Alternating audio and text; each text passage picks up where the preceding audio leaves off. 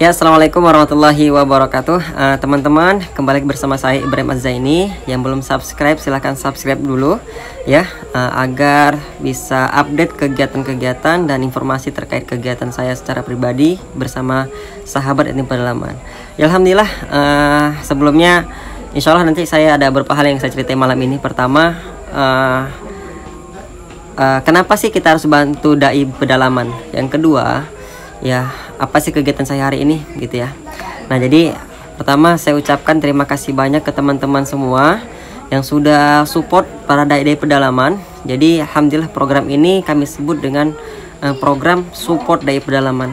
Kenapa harus kita support? Pertama begini, untuk bisa dakwah di pedalaman itu nggak sembarang orang dan nggak semua orang bisa untuk dakwah di pedalaman. Pertama, selain mereka punya tekad tinggi untuk bisa berdakwah, karena mereka tuh pada di pedalaman itu nyaris nggak ada gajinya. Ya, kalau kita mungkin kalau seandainya dakwah di tengah kota, ya ngisi khutbah, ya pasti dapat duit. Tapi kalau udah di pedalaman itu sudah mengeluarkan uang, tidak digaji, ya bahkan terkadang dimusuhi orang, ya dimusuhi orang macam-macam.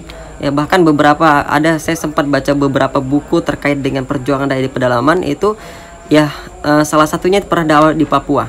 Ya sampai dikejar-kejar, ya dikejar-kejar orang-orang Papua yang masih waktu itu memang tahun 90-an ya, tahun 90-an dia masuk ke pelosok untuk dakwah ya. Lalu yang didakwah, sasaran dakwahnya itu orang-orang yang memang masih primitif ya, masih primitif, jauh dari jauh dari lingkungan kota begitu. Jadi ketika ada orang baru itu luar biasa, bahkan diancam ingin dibunuh. Dikejar ya, Masya Allah, dikejar pakai tombak.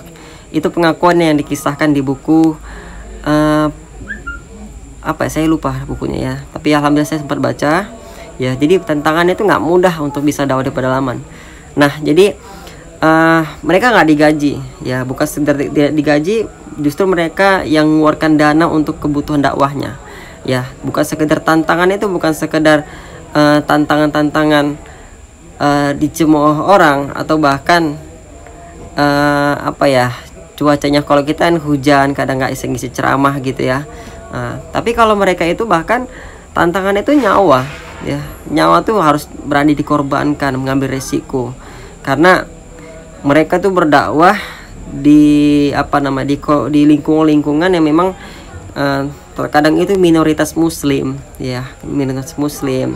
Otomatis ada perlawanan ya, padahal dakwahnya mereka itu sebenarnya yang didakwahi itu adalah orang-orang yang sudah masuk Islam, yang butuh pembinaan, lalu mereka dibina secara ya akidahnya dibina, terus diajarkan sholat ya, karena mereka tuh nyaris nggak ada pembinaan, sehingga ya mau tidak mau ada orang berjiwa besar mengorbankan dirinya, mengorbankan pekerjaan, waktunya dikorbankan semuanya untuk kebutuhan umat ya. Jadi orang-orang seperti itu yang kita support ya, orang support. Yang kedua, ada orang-orang yang juga memang dai yang memang menghibahkan dirinya untuk kegiatan dakwah, membina para yatim, para duafa, membuat sebuah gerakan program pendidikan, yang pendidikannya itu diperuntukkan untuk mereka, dan otomatis mereka juga tidak pernah memungut biaya pendidikan dari pendidikan yang mereka bangun ya, tidak pernah.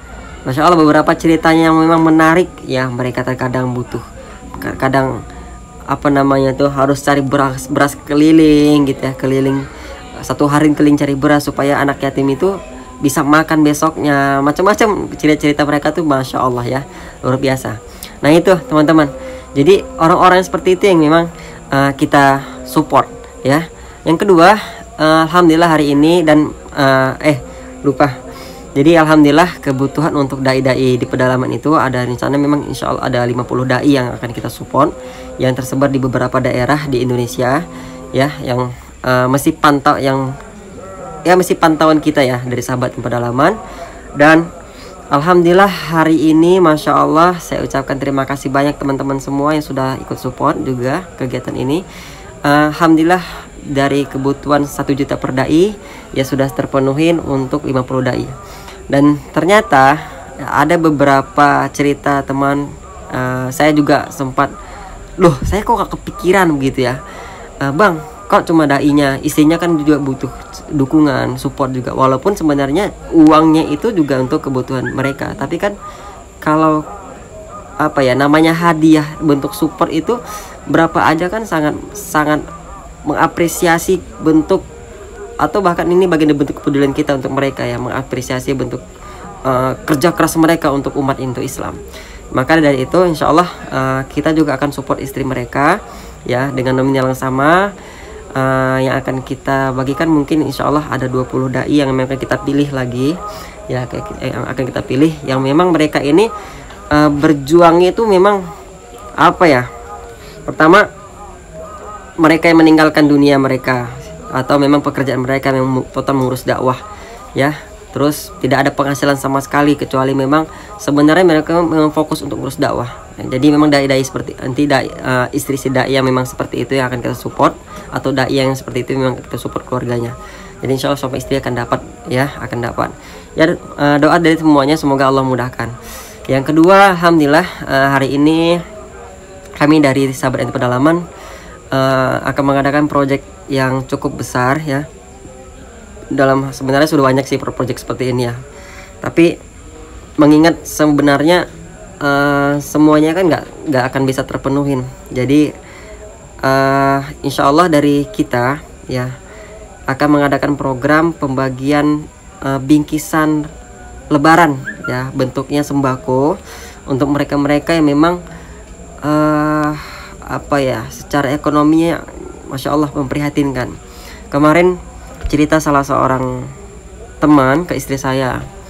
Jadi beliau menceritakan kondisi salah satu keluarga yang memang ini baru meninggal dan baru pindah ya, meninggal sudah lama nih, suami sudah meninggal di waktu anaknya masih dalam kandungan kalau tidak salah, kandungan. Lalu istrinya ini baru pindah dan memang nggak jauh tempat dari kita, mungkin sekitar 20 atau 20 menitan ya, 20 menit sudah sampai ke rumahnya.